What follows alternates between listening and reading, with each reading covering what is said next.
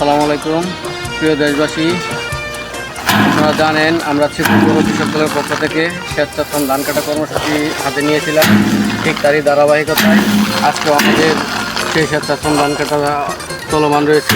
ইনশাআল্লাহ আপনারা দোয়া করবেন আমরা শ্রীপুর কৃষক দল এভাবেই যেন প্রতিটা কৃষকের কাছে দাঁড়ে দাঁড়িয়ে পৌঁছে যেতে পারি, আমরা কৃষক দলকে এগিয়ে নিয়ে যেতে পারি। আমরা সেই ধারাবাহিকতা রাখাই আজকে আমাদের সেই ধান কাটা কর্মসূচি চলমান চলতেছে। ইনশাআল্লাহ আপনারা আমাদের জন্য দোয়া করবেন, আমরা যেন ভালোভাবে কাজ করতে পারি, আমরা যেন শ্রীপুর পৌর কৃষক দলকে এগিয়ে নিয়ে যেতে পারি ইনশাআল্লাহ।